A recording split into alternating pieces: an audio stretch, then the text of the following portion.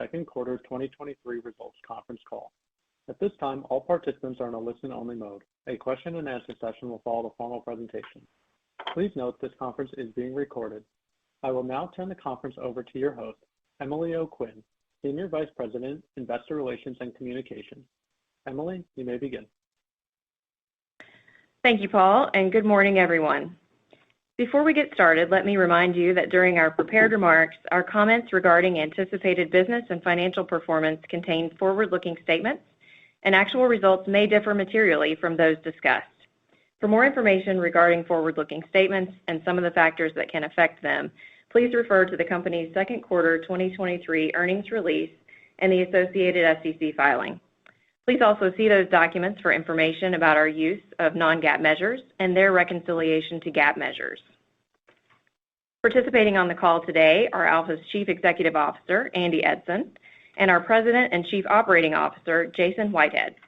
Also participating on the call are Todd Munsey, our Chief Financial Officer, and Dan Horn, our Chief Commercial Officer. And with that, I'll turn the call over to Andy. Thanks, Emily, and good morning, everyone.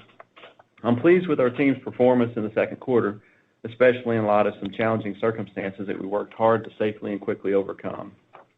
Our June operational update press release detailed the circumstances around the events at our Road Fork 52 mine in West Virginia and the Dominion Terminal Associates terminal in Virginia, so I won't recount them here. But I will say, due to the diligence of our team, each of these challenges was resolved in a satisfactory and quick manner.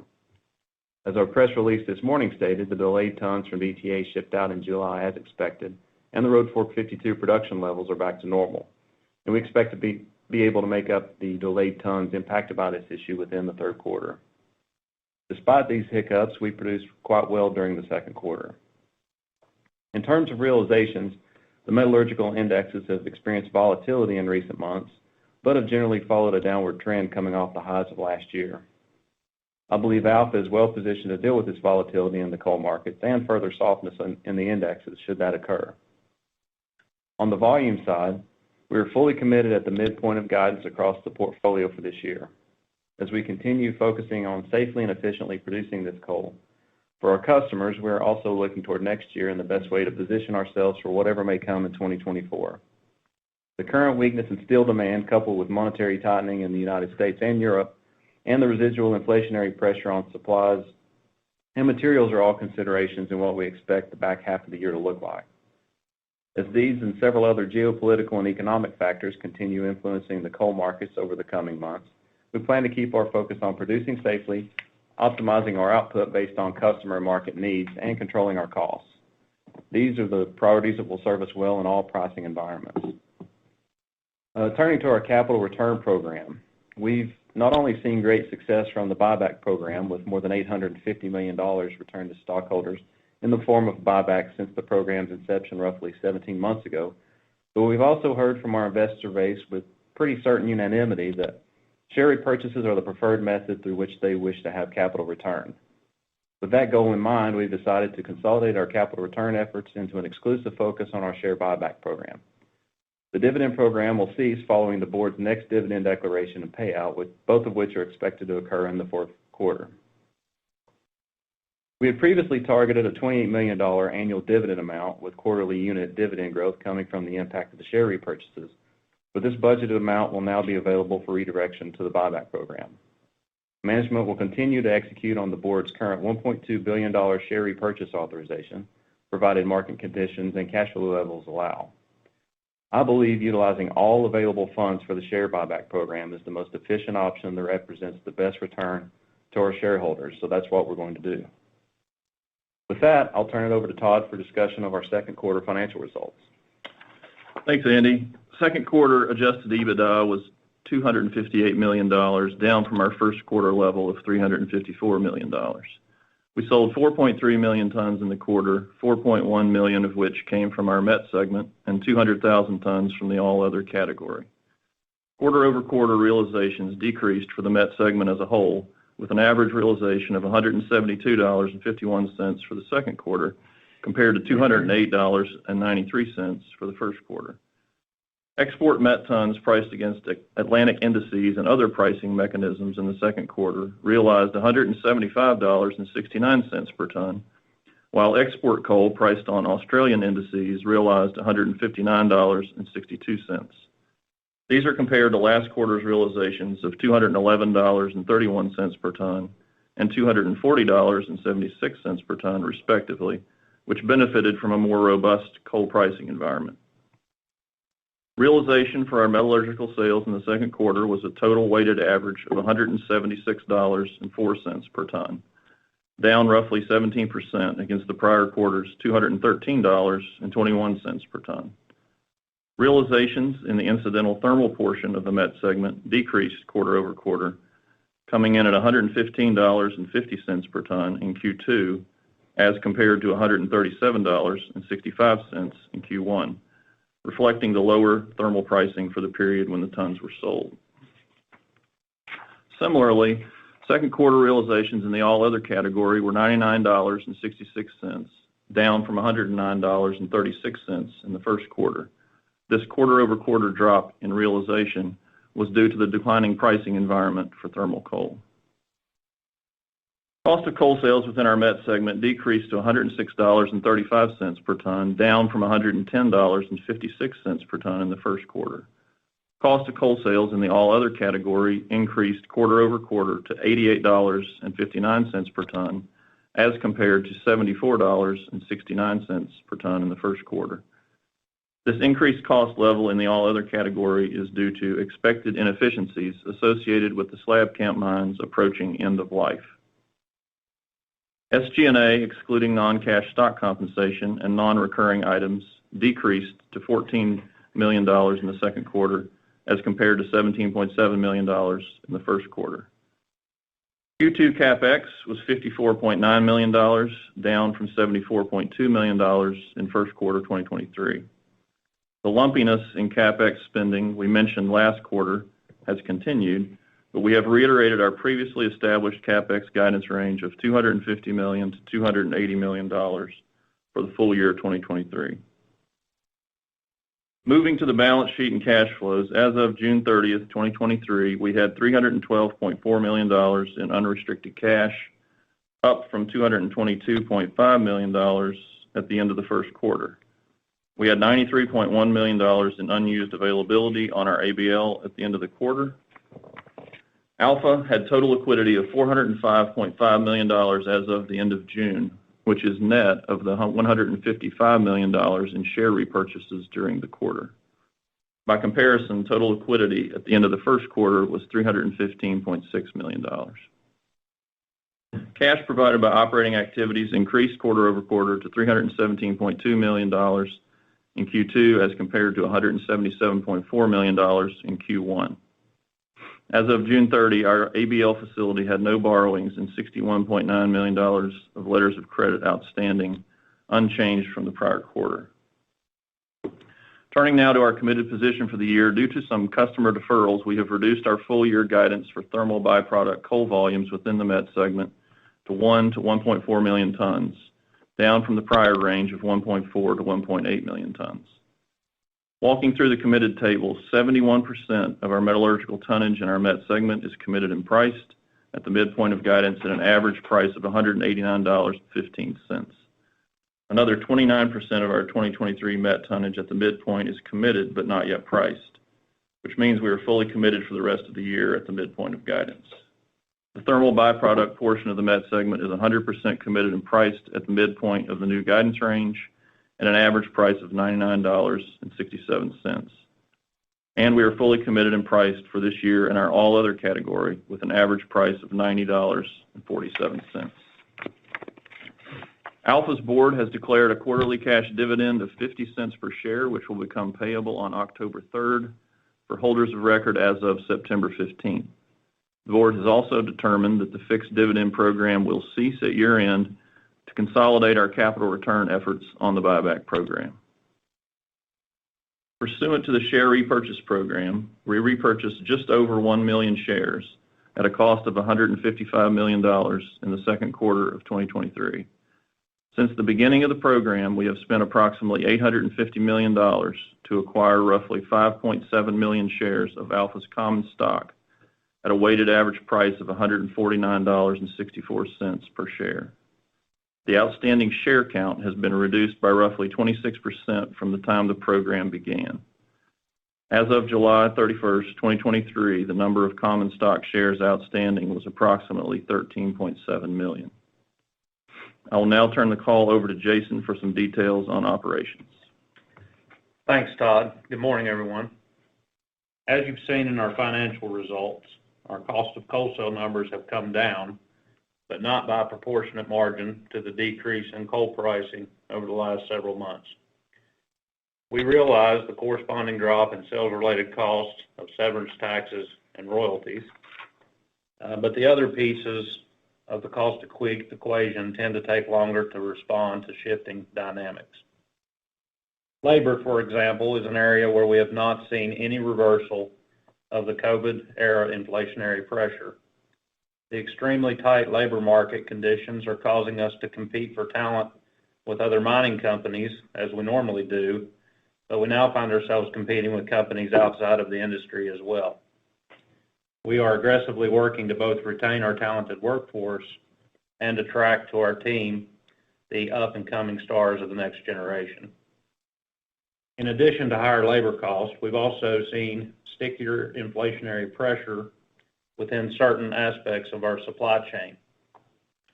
On a positive note, many parts and services their availability has improved, and we continue benefiting from our own processes of building parts and equipment in-house. Pricing for supplies and materials continues to climb as annual contracts come up for renewal, and vendors are charging more for their products and services. We remain focused on mitigating these cost pressures to the degrees that we can. Looking at the ops portfolio, in addition to the issues at Road Fork 52, which feeds the Kepler processing plant, we experienced some geologic challenges within our band mill group. The band mill issues have improved, and the Kepler problems were resolved early in the third quarter. Despite these interruptions, we continue to demonstrate our resiliency by flexing production at other locations within the Alpha enterprise.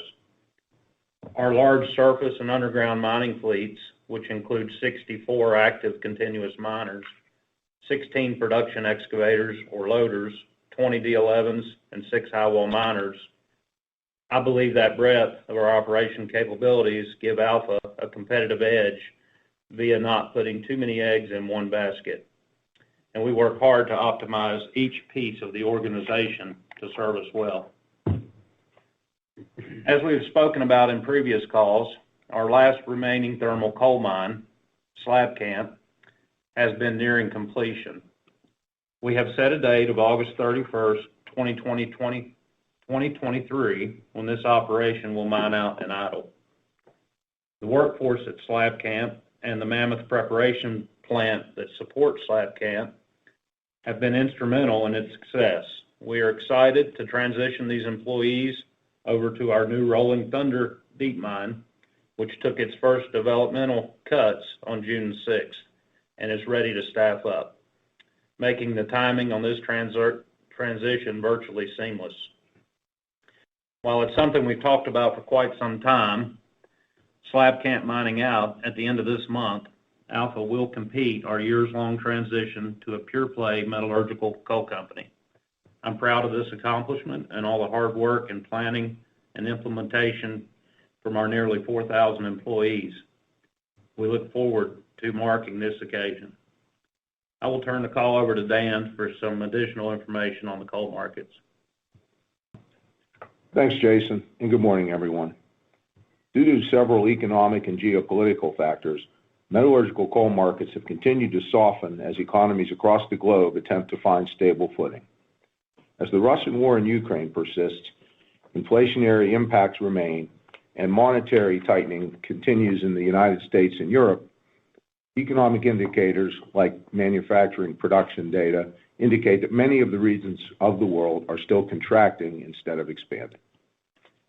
The recovery growth expected following China's reopening from its zero-COVID policy has instead been muted, and China's June producer price index continued its multi-month decline, fueling concerns of economic weakness and possible deflation in the world's second-largest economy and a significant consumer of steel. All of these factors are influencing steel demand and the metallurgical indices. During the second quarter, coal market indices experienced volatility as they continued the overall downward trajectory of recent quarters. Each of the four indices Alpha closely monitors decreased by 20% or more over the course of the second quarter. The Australian Premium Low-Vol Index decreased from $300 per metric ton at the start of the quarter to $233 on June 30th. The U.S. East Coast Low-Vol Index decreased from $284 per metric ton at the beginning of April to $227 at the end of the quarter. The U.S. East Coast High-Vol A Index dropped from $284 per metric ton at the start of the second quarter to $216 at the end of June. And finally, the U.S. East Coast High-Vol B Index decreased from $265 per metric ton on April 1 to $206 per metric ton on June 30th. Following the quarter close, the three U.S. East Coast indices further softened slightly from their June 30th levels, with the Low-Vol, High-Vol A, and High-Vol B indices measuring $215, $208, and $193 per ton respectively as of yesterday. The Australian Premium Low-Vol Index, however, has increased from its quarter close level to $246 per metric ton on the same date. The thermal market has also continued its downward trend, with pricing dropping at more significant intervals than in the metallurgical markets. The API2 index fell from $146.55 per metric ton on April 1st to $122 per metric ton as of June 30th. And the most recent reports show the index dropping from its second quarter close levels, with the API2 at $112.90 as of August 3rd. As we announced in late June, DTA, Dominion Terminal Associates in Newport News, experienced a mechanical failure on one of the stacker reclaimer machines, which caused roughly 3 days' worth of downtime and impacted approximately 250,000 tons of Alpha shipments due to vessel loading delays. These tons were previously expected to ship in the month of June, but they were made up in the month of July once the stacker reclaimer was repaired and came back into operation. In terms of planned maintenance, DTA just successfully completed their annual dumper outage, which occurred in early July. Everything is back to normal throughput levels and operating well. In terms of getting our coal to the port, we continue to be pleased with rail performance to DTA, which has remained positive in recent months. Transportation to and from some of our other locations has been more challenged at times throughout the quarter. But we are continuing to work around those issues with some success and staying in touch with our transportation partners. Finally, as we look ahead to 2024 volumes and where our coal will be sold next year, we are in the early days of discussions with our domestic customers about contracts for the coming year. We look forward to productive dialogue with them in the weeks and months ahead. And with that, operator, we are now ready to open the call for questions. Thank you. We'll now be conducting a question and answer session.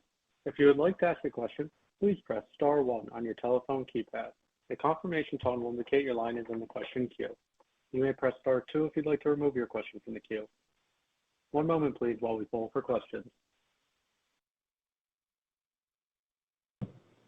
Thank you. Our first question is from Lucas Pipes with B. Riley Securities. Please proceed with your question. Thank you very much, operator. Good morning, everyone. Congrats on a very good quarter, and also that Rolling Thunder just got a little bit louder. So great job across multiple fronts. Then I first want to turn to the markets for a little bit. You just gave a good summary, but to hone in on the seaborne market first. What's your assessment? Is the market still a little soft here, or are you seeing signs of strengthening dynamics? Maybe in Asia.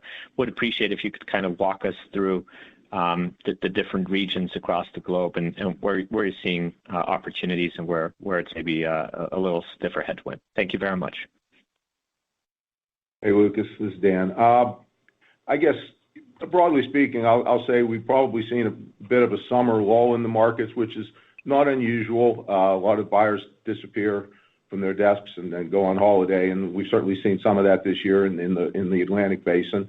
I think opportunities into Asia have been there all year. We're pretty selective on which ones we take. There's some pretty low pricing opportunities there. But I think in Alpha's case, I'll just say that I think we're pleased that our contract position this year particularly in the Atlantic Basin and also in Asia, has kind of kept us from having to participate in a lot of those lower price spot opportunities. So we're, I think, we think that'll continue through 2023, that we won't have to play in those some of those lower markets. Thank you. Thank you for that, Dan. That is helpful. You commented on the domestic negotiations, and I wondered if you could remind us how much you typically sell into the domestic market on the met coal side, and what is the flexibility to shift more into the seaborne market? I assume there might be transportation considerations, but if you could kind of walk us through some of the flexibility you may have there, depending on how negotiations shape up, would appreciate how you might think about it. Thank you. Yeah, Lucas. Well, I guess, I've been doing this a long time. There's really no typical number. I mean, you can look at our historical numbers. It could be somewhere between 3 million and 5 million tons a year we could place into the domestic market, and we'll wade into that and see what our customers want and look at the opportunities in those markets. So I don't have a typical number for you, and in some years it depends on the strength of the steel industry, and the coke and blast furnace production in the U.S.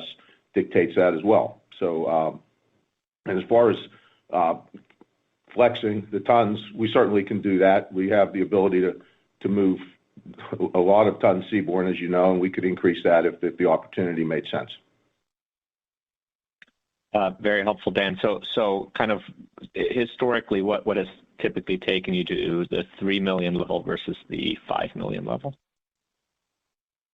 Well, I guess, as I said, those would be in years where historically the North American steel industry would be in a weaker position, less coke production, less hot metal. But I don't necessarily see that this year. The North American industry is running pretty well. Steel pricing is holding up pretty well.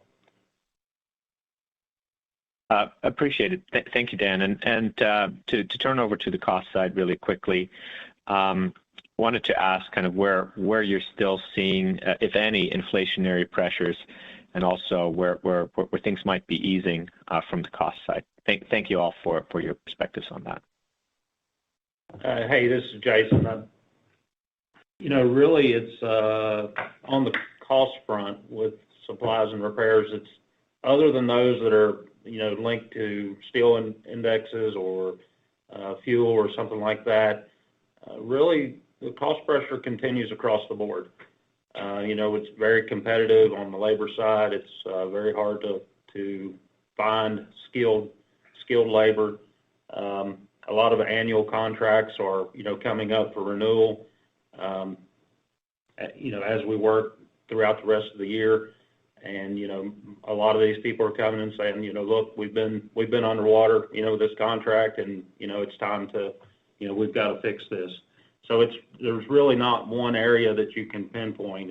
It's more or less across the board. But I would speculate that we're more than halfway through it as far as contract renewals for 2023. And was there a second part of your question? It was. I think you touched on most of it. It was kind of where you're seeing pressures easing. Is there any relief on any cost side? Well, so the supply chain constraints, I guess, the availability of parts and components, that has improved. So you would expect there'd be some lag where you'd see improvement on the other side, but we just haven't seen that yet. Yeah, and Lucas, this is Andy. If I could throw in one more broader comment on that. I've spoken with some of our suppliers, and their issues are the same as ours. I mean, these are all the cascading impacts of an extremely tight labor market. So, as they staff up to try to get back to their regular run rates, they're paying higher wages, we're paying higher wages. In some instances, we may be competing over similar employee pools. And so it seems to all boil down to just a very constricted labor market. That is very helpful. I guess with the increased investor interest, maybe you should offer internships for finance professionals or something like that. But all jokes aside, keep up the great work. Really, really great job. Thank you. Thank you, Lucas. Appreciate you. Thank you. Our next question is from Nathan Martin with The Benchmark Company. Please proceed with your question. Thanks. Good morning, guys. Happy Friday. Thanks for taking my questions. Hey, Nate. I'm going to start on the marketing side as well. Keep Dan busy here. You know, we've kind of touched on the Aussie price moving up here a little bit to start the third quarter. I think the CFR China price is up about $30 or so as well. You know, likely driven by increased domestic price there in China. But we have seen, again, the U.S. East Coast net price indices creeping lower. So, Dan, you know, it'd be great to get your thoughts on maybe the dynamics at play there, you know, especially that widening spread of Aussie versus U.S. indices. And I guess, you know, I'll attribute some of that to supply and demand. I think, you know, the demand in Asia is stronger than it is in the Atlantic at the moment. So you're seeing some of the benefits of that demand on the Aussie pricing. And as you know, we sell quite a bit of coal into Asia using that index. So that's, you know, we're pleased to see that. On the U.S. East Coast indices, probably some of that supply, you know, there's some increased high vol supply coming into the market here in 2023, some new mines in northern West Virginia. So there's some additional supply out there that might be contributing to that spread a little bit. But, you know, that's kind of how I view it. You know, that's helpful, Dan. And then I would say related to that somewhat, you guys mentioned, you know, you're now 100% committed for 23 at the midpoint within the Met segment. So it'd be really helpful maybe to get some insight into how you're thinking about Alpha's export mix, you know, between, you know, this Aussie index tons and maybe some of the other pricing mechanisms for the back half of the year. I think the breakdown that you see in our tables is probably similar to what we expect the rest of the year, Nate. I mean, you know, shipments will come and go. There will be some vessels, some changes, but broadly speaking, the breakdown that we gave you this quarter is probably a good barometer for that going forward. That breakdown between, you know, the export tons linked to Aussie. Okay. Yeah, we have a pretty detailed table there that breaks that down. Got it. Yeah, it's roughly, you know, 30% or so to a third to Aussie, and then about 40% or so, I think, to other mechanisms with the balance domestic. Okay, good. That's helpful. Yep. I appreciate those thoughts. And then, you know, maybe shifting to the domestic market, you just mentioned some, you know, high vol production likely coming online here towards the end of the year, but we've also had some supply kind of coming offline in the U.S., some of it operational.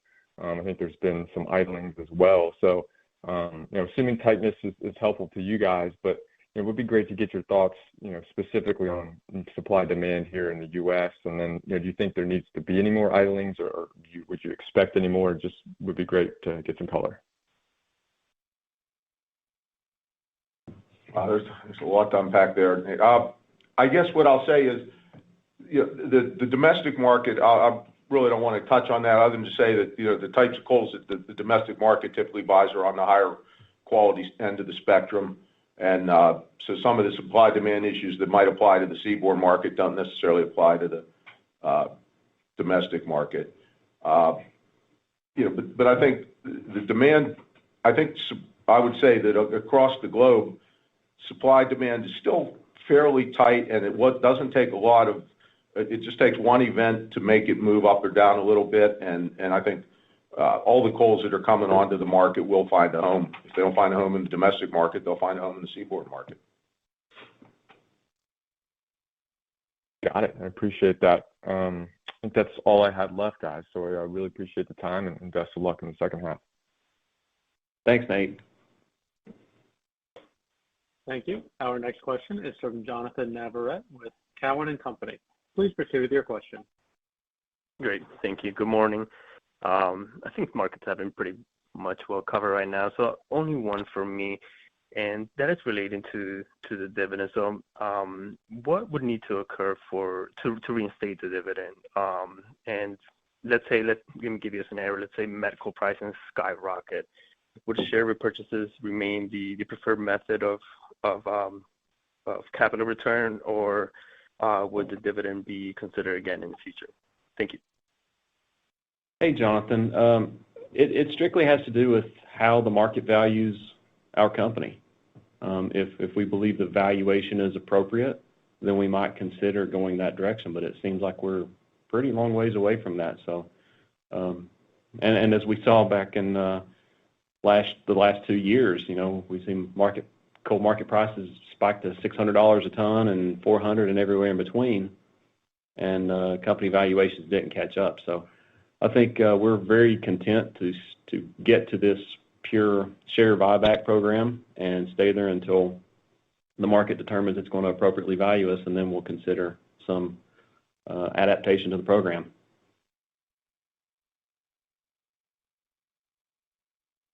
Thanks. Sure. Thank you. Our next question is from Lucas Pipes with B. Riley Securities. Please proceed with your question. Thank you very much, operator. Thank you all for enduring one more question from me. So there's extensive media coverage of Teck's efforts up in the Elk Valley and separating the coal assets, and there's a lot of talk of steel makers from around the world, India, Japan, being potentially interested, and so very interesting just in terms of how strategically met coal is important. And so my question to you is, as you engage with steelmakers around the world, are you sensing, are you also having a sense that there's interest on the vertical integration side? Would appreciate your color on that. I know it's a kind of higher level question, but any color you could provide would be interesting. Thank you. Yeah, Lucas. I don't want to declare myself a mind reader here, so these are strictly guesstimates. But and my data set is limited, not a huge sample size here, but over the past 13 years or so that I've been closely monitoring, back in the M&A world, there's been waves of discussions around vertical integration, a lot of heat, a lot of activity, and nothing really has ever happened, nothing material. So I think things get stirred up when the market gets weak and perhaps people smell a little bit of blood in the water, that these discussions begin. But until a big one happens, it's kind of hard to imagine it in this current world. So I don't know. There are some instances where it makes a lot of sense, but I just don't know when anyone will actually get to the point of executing on something like that. That is helpful. Andy, really appreciate the color. Again, best of luck to you and the team. Thanks, Lucas. Thank you. There are no further questions at this time. I would like to turn the floor back over to Andy Eidson for any closing remarks. Well, thanks again, everyone, for dialing in. We appreciate